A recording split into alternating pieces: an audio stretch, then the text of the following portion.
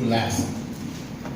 And we were talking about the importance of having a strong foundation.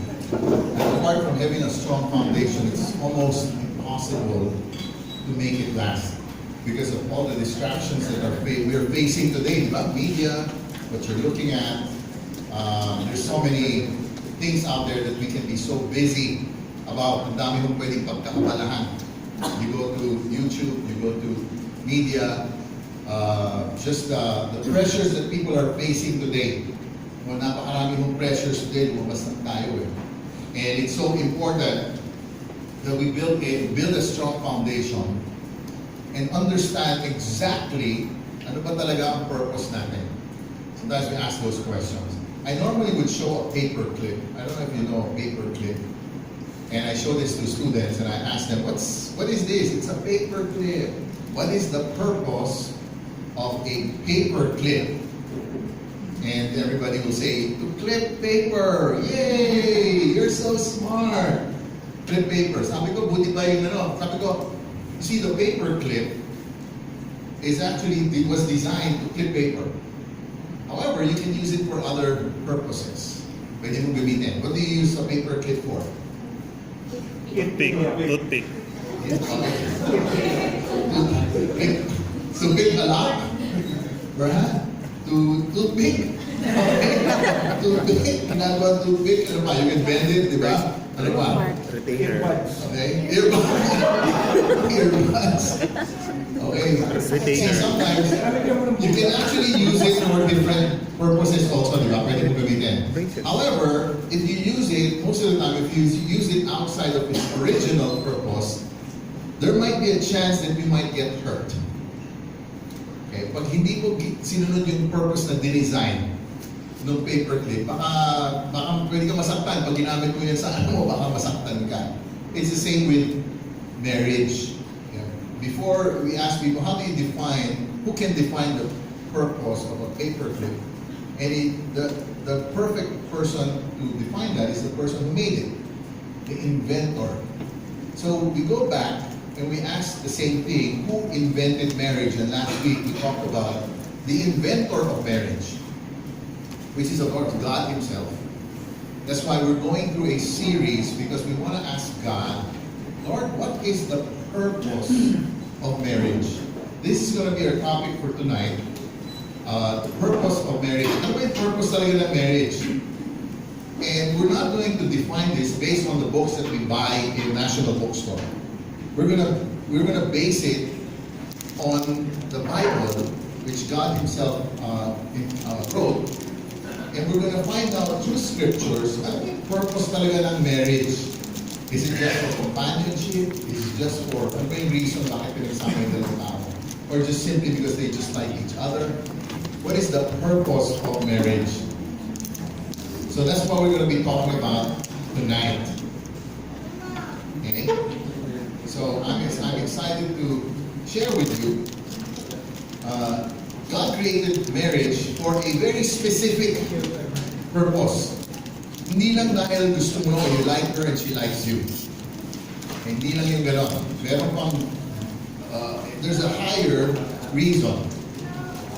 Really, God wants to advance His kingdom through marriages and families. The institution that God uses to advance, ibig sabihin ng advancing His kingdom, is to make Himself known all to the ends of the earth. Para makilala si Lord, okay, dito sa kalangitan, sa how do you say earth? Yung Tagalog. Sa mundo. Magaling lang ako sa Tagalog. Mabalik na. Okay. So, below are some reasons God instituted marriage.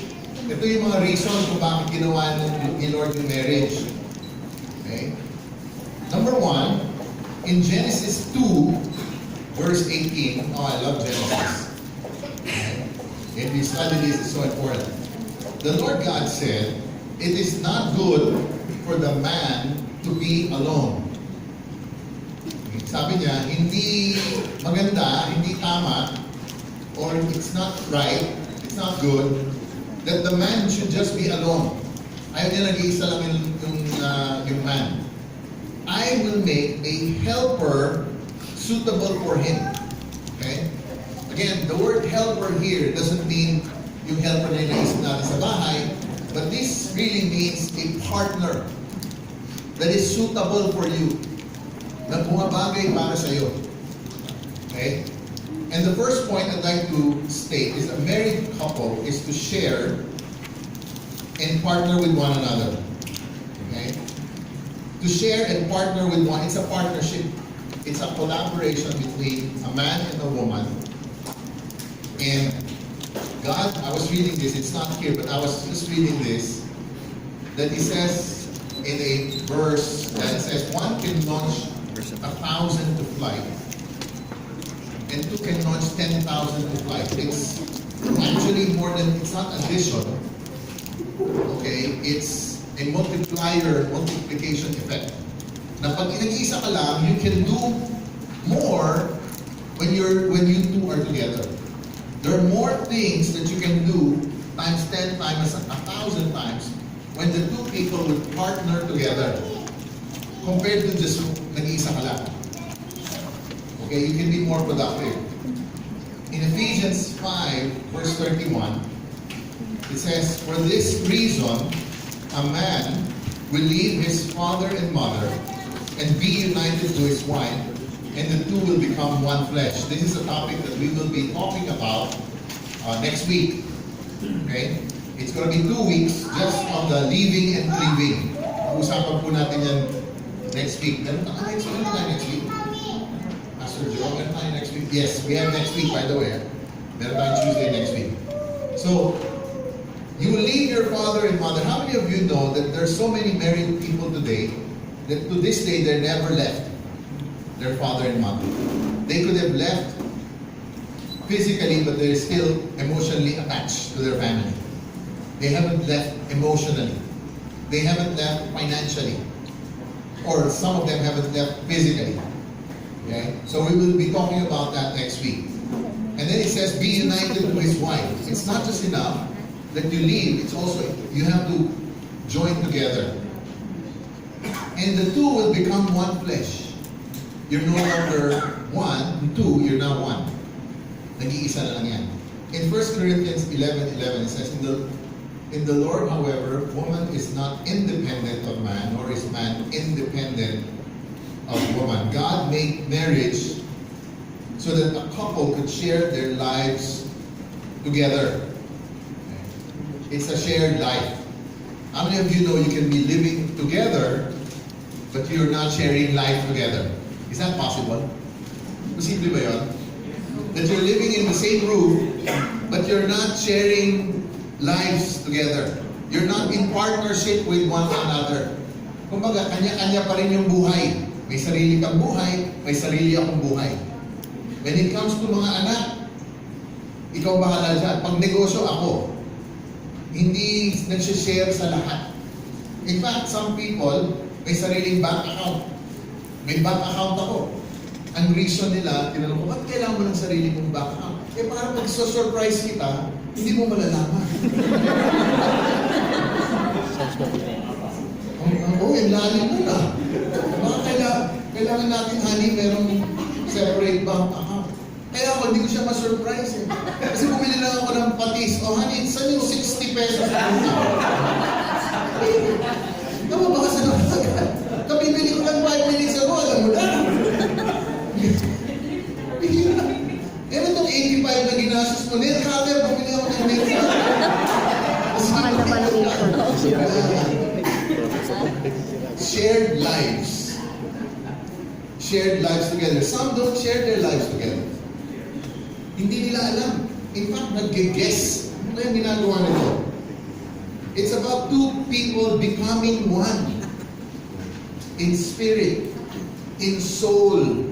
Soul means your mind, your will, and your emotions.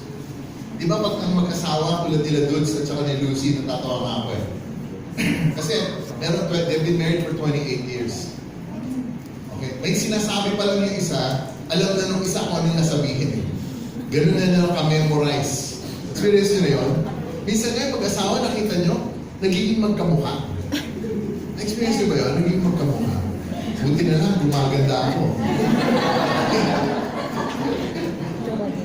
Okay, so, kasi you're so close to one another, di ba? Alam na. Si Atty. Ryan, medyo tumaas lang ang kilay, alam na kagad ni Jihan eh. Di ba? Bakit magkakilala na sila? You become one. Okay? Marriage was designed to enable both man and woman to accomplish more together than they could do alone or separately. Wow. Okay? You can do more together. Ako, I used to think, my wife, dito na siya eh. Ingat na ako sa mga sinasabi ko ngayon. Okay? Ay, malalaman nila, okay? Kasi alam nila, perfect yung marriage natin. Hindi na alam nila na, pakialam na. So, marriage was designed to do, okay. So, to accomplish more together, you can accomplish more. Ako, I've learned, I've been married for 28 years. I have learned, no wonder the Bible calls wisdom a she. It was the Bible, she is more precious than silver. Okay, wisdom is a female nalaman ko na. Wise na ako ngayon eh, Pastor Atty. Ryan. Na alam ko na yung mga asawa natin, mga kalalakihan, mga asawa natin, makinig tayo dyan kasi wisdom yan eh. May mga alam yan na hindi natin nakikita. May nadidiscern sila, mas sensitive sila kaysa sa atin. Kaya ako, wise na ako eh. So, pag sinabi mo, siyempre ako lang yung nasa harap, nasa front, pero pag ano sa tingin mo, ama siya. Yun ang desisyon ko yung sinabi niya. Ako nag-decide dito sa pamilya. Ako yun. I decide for the family. Ano yan ha? Oo, yun. Yun ang gagawin natin ha. Wise. You have to be wise. Pastor Jerome, tama. Ganun ka rin, Pastor Jerome. Mukha lang magaling si Pastor Jerome. Actually, si Teresio. Nag-pray ka na. So listen to her. I'll tell you, man, I have gone away with a lot of mistakes and boo-boos because I listened to her. Because I partnered with her. Because I collaborated with her. Because I asked wisdom from her. Because I listened to her. Because I considered her, what she's thinking valuable. Natatawa si Kirby. Okay? Okay. Why is the partnership important in the marriage? The second point I'd like to state. By the way, if you have any questions, anything at all, after this, I know some of you may have questions, just write it down. And we'll be glad to answer if you. And also, if you need to talk to somebody after this, feel free to come to any of us here. Okay? And we'll be glad to help. Number two, a married couple should steward God's creation. This is talking about stewardship. In Genesis 1, verse 28, it says, God blessed them and said to them, be fruitful and increase in number, fill the earth and subdue it. Rule over the fish of the sea and the birds of the air, and over every living creature that moves on the ground. See, God's purpose marriage, is accomplished in marriage when we become good stewards of creation. It's not just talking about business. It's not just talking about about your own vocation. It's also talking about relationships, people around you. Okay? To be able to steward properly the things that have been given to us. Binigyan tayo ni Lord ng a lot of blessings. Okay? God has blessed us, okay, with so many blessings, and our job is to steward His creation. Importante po yan. One of them is to steward our children. Kaya gusto ko yung sinabi ni Konsehal. Sabi niya, gusto ko ma-remember na good father. Because one of the things that we need to steward is our children. Are we a steward of our children? Good steward of our children? Think about that for a while. One of the legacies that you might want to add, how you would like to be remembered for, is to be known as somebody who was a good parents to our kids. And I remember Pastor Joey Bonifacio said, Jay, in your deathbed, it's not going to be, hopefully not yun, but it's not going to be your business partners. It's not going to be some of your friends, although some of them are coming. I guarantee you, your deathbed is going to be your family. It's going to be your wife, your husband, and your children. But the good news is when they look you in the eye, in your deathbed, and you look them in the eye, nakita kayo, and you can tell that you have done a great job, or you can say na, I didn't do it, sana I did it differently. Because in your deathbed, it's going to be your family. And how you're going to be remembered for. Have you been a good steward of the people God has given to you? Sino ba yung mga binigay sa atin? Sino ba yung mga anak natin? Stewardship is so important. Okay? All of us make mistakes, by the way. Sometimes we're bad stewards, but we learn. It's not how you start, it's how you finish. You may have not done it well, okay na. Run to God. God's grace is sufficient. Ang grace ni Lord is sufficient. Nagkamali lang tayo, nagkamali. But then you pick it up, and you start, and you say, you know what? I'm going to do it right. It's how you finish.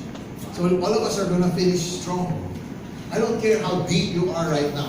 It's not how deep you go, it's how you finish. You're going to finish strong. Excited ako kasi alam natin the fact na nandito tayo, we're going to finish strong. Kaya natin ginagawa ito, di ba? And then after this next series, we're going the parenting series. Oh, it's amazing. Okay, amazing topic. And I'm so excited because kaya lang kami, alam mo, we, apart from people who taught us, we will be in danger. Kami ni Mrs., yung marriage namin will not survive. Our kids are not going to be in a good place. Buti na lang may nagturo sa amin. May nauna sa amin na tinuro sa amin, Jay, mali yan. Hindi ko naisip yun. Sometimes it's not because you have a bad heart. It's just because you didn't know. Hindi na natin alam eh. Pero kung alam natin, knowledge is powerful. That's why the Word of God is living and active. Pwede palang ayusin. Maayos pa pala. Hindi pala hopeless situation. Pwede ayusin eh. Yung stewardship, we can still fix it. God's going to fix it. Nagkamali eh. Kailangan, let's start. Okay? Let's start. That's the good news that we, as Christians, when you make that decision. Okay, which brings me to the third point. A married couple, I love this third point, should be the reflection of God's image to others. When they see you, are you a reflection of God's image? Ay, tita, okay. Ay, napaka-humble yan, tao na yan. Do they see the qualities of God in you? Ay, yan, ako, hindi magko-compromise yan. Ay, yung tao na yan, ako, hindi corrupt yan. Ay, yung tao na yan, may integrity yan. Pag narinig mo yung pangalan na yan, ako, maniwala ka saan. Trustworthy ang tao na yan. Because they see the reflection of God in you. Ay, yung tao na yan, mahal ang tao. Totoo yan, tao na yan, hindi yan fake. A married couple should be the reflection of God's image to others. In Genesis 1:27, he says, so God created man in His own image. Okay. In the image of God, He created him, male and female, He created them. I gotta read this because I studied this particular verse. My kids gave me an ESV study Bible. And this is what it says in the commentary.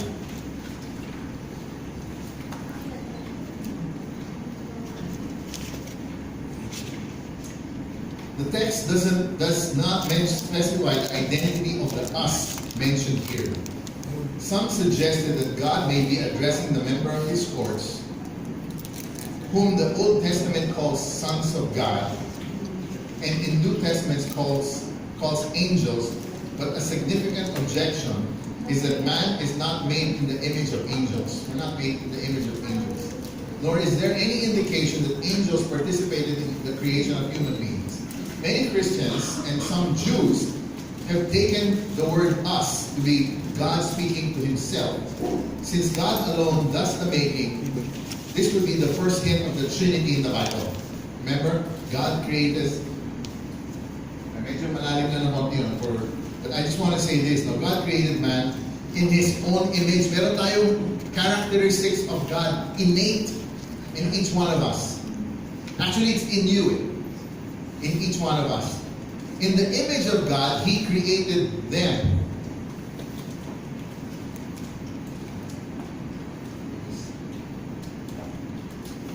Okay, verse 26, now it says, the image of God with the exercise of dominion over all the creature of the seas, heavens and earth, one can see that humanity is endowed here with the authority to rule the earth as God's representative on earth.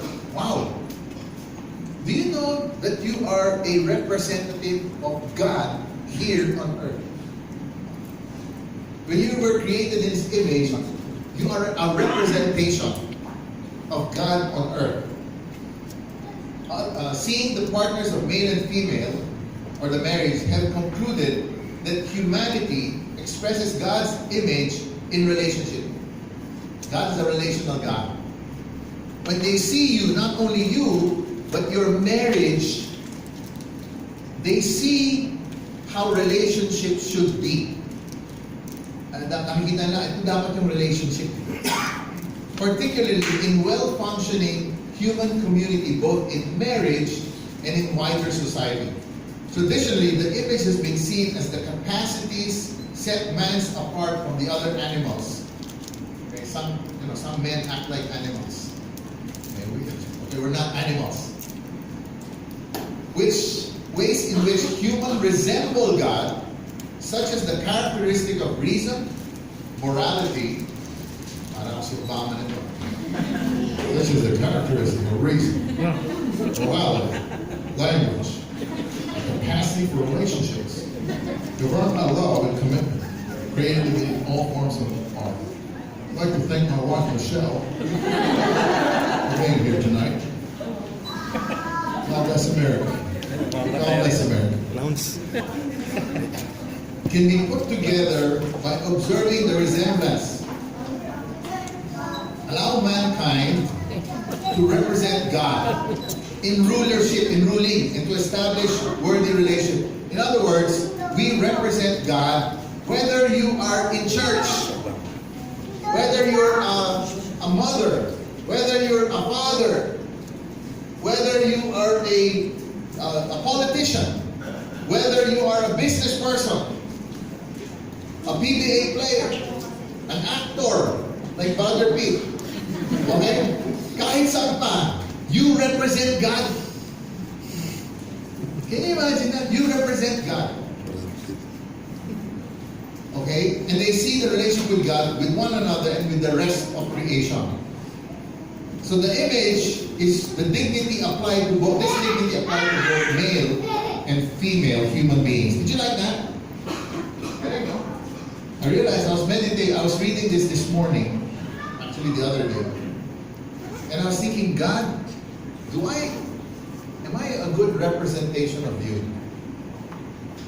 When they see me, Lord, do they see Christ in me when I'm driving? Do they see Christ in me when I'm at home? Do they see Christ in me? Nakikita ba nila yung Diyos sa akin, sa buhay ko? In the way I think, the way I act, in the way I speak? Am I a good representation? Am I a good reflection of your image? A married couple is called to serve and disciple others. Wow! Meron palang calling rin to disciple. Alam mo, ang discipleship pala, hindi lang para sa mga pastor. Yung mentoring pala, hindi lang para sa mga married couples. Actually, this is for singles. But also for married couples. Yung mga bata, alam mo ang first disciple mo? Discipleship is actually leadership. When you talk about discipleship or mentorship, the first person you're going to lead is yourself. You look at yourself in the mirror and say, I'm going to lead myself first. Nililid mo muna yung sarili mo. Then you begin to lead and disciple others. Okay? Because aside from leading, the real leaders, alam na natin to, diba? You heard this before. Leaders are servants. Okay? So, how can our marriage serve others? Paano ba natin isa-serve? Matthew 28:19, therefore go and make disciples of all nations, baptizing them in the name of the Father and the Son of the Holy Spirit. And I just want to end with that. I just want to say, and we're going to talk about this in a while. A married couple is called to serve and disciple others. Okay? Tinawag tayo ng Panginoon. And the calling to serve is not just for people in leadership position. It's for everybody. Kumbaga tayong lahat, meron tayong alam na hindi alam na ibang tao. Wala tayong, we don't have the monopoly of not everything. Skills. I don't have everything. There's so many things I don't know. Okay? Kaya nga kailangan natin yung mga ibang tao. We need each other. Kailangan tayong magsama-sama at magtulungan and serve one another. Okay? We have to see that our marriages is a marriage for others. Hindi lang for ourselves. Alam mo yun, kaya tayo bless ni Lord ng mga bagay-bagay. Hindi lang po para yung marriage natin maka-travel lang tayo, maka-ano lang tayo. Para magamit po natin yung mga blessing na binigay sa atin ni Lord for others. Para mapalaganap natin ang kingdom ni Lord sa mundo. Whether you're in the arts, in the media, wherever you are, mas marami tayong magagawa as married couples. You know, let me just say this. No? In my marriage, I thought before, I used to think that my wife was, weak, mahina. Of course, through the years, nalaman ko she's stronger than in many areas. Our wives, for the men. I mean, if you want to say something, kasi I know, panay men na yung tinitila ko for the past weeks eh. Okay? Tirahin mo naman yung mga ladies. Pero sa akin, build relationship muna, Jay. Paano mo? I'm just kidding. You know, I'll tell you, our wives are stronger than you think they are. Matibay yan. Kaya nga yung childbearing sa kanila binigay. Kasi pag tayo, baka himatay na tayo lahat. Mahirap yun eh. Yung tolerance for pain is higher. Okay? So you can tell them, di ko muna sasabihin, baka maguluhan siya eh. Ikaw yung nahihirapan siya, kaya na i-take yun. Magugulat ka, mas kaya na i-take. So what am I saying? I'm saying share your life with your spouse. Tell them your aspirations. Tell them your dreams. Tell them your mga challenges mo. Tell them your heartaches. Ikwento mo.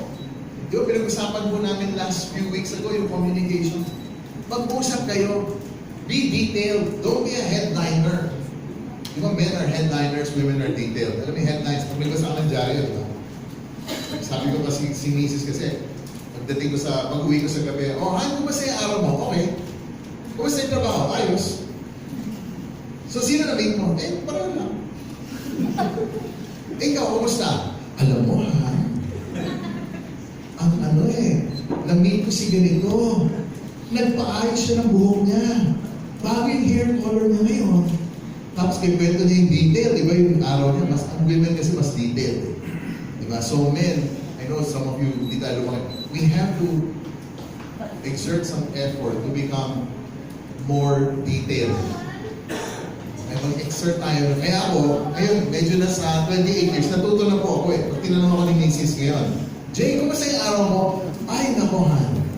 Nag-drive ako papunta sa Norfolk. 60 kilometers per hour lang ang takbo ko. Kumanan ako dun sa window sa commercial. Binuksan ko yung pinto. Una ko nilabas yung nagsigaw pa ako. Tapos yung kanan. Munti ko makalimutan yung bag ko. Binuksan ko yung likod, nakita ko, binitbit ko.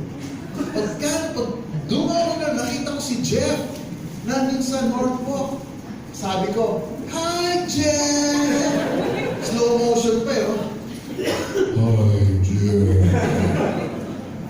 Dahan-dahan mo na. You have to be, gusto nila malaman yung buhay mo eh. Gusto nila i-share. Pero hindi po ako lumaki gano'n.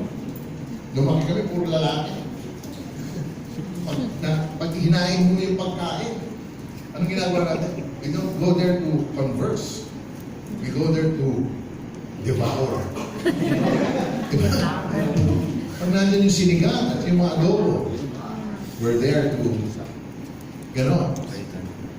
Sharing. Purpose. May purpose po tayo. Why do we have to do all of this?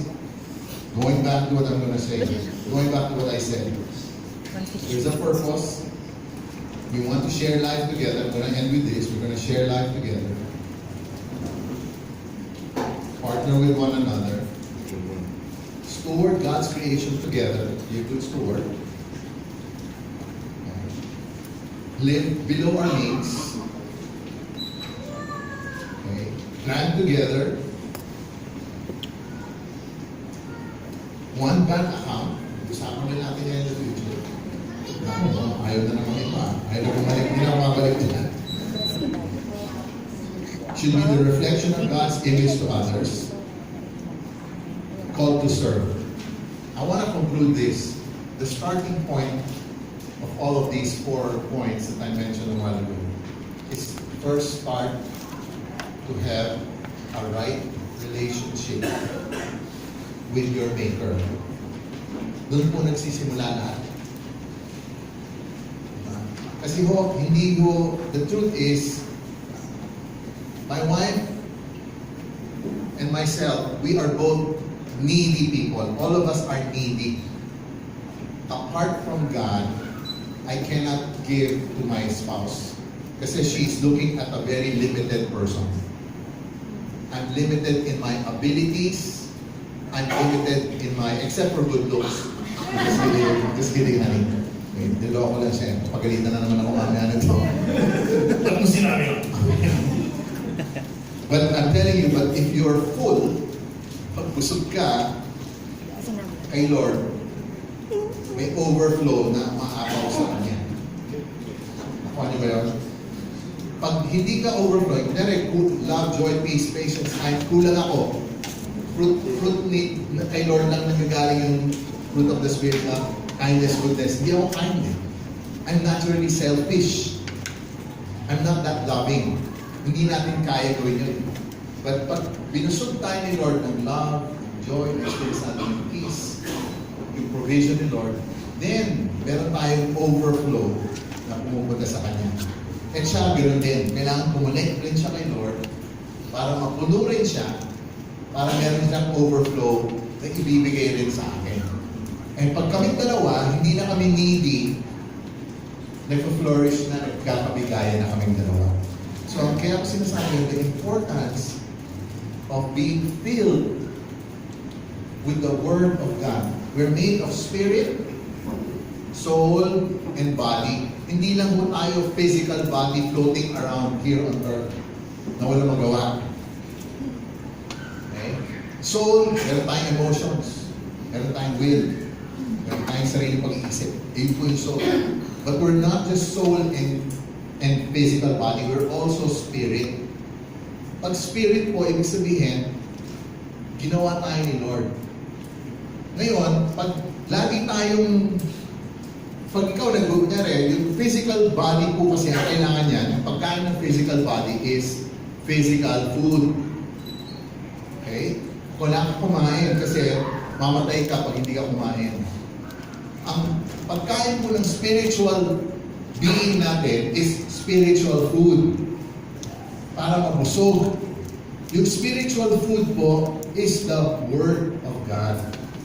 Faith comes by hearing and hearing the Word. So may mga tao, malakas yung physical na katawan dahil panay ang gym, panay ang weights nila, panay ang exercise.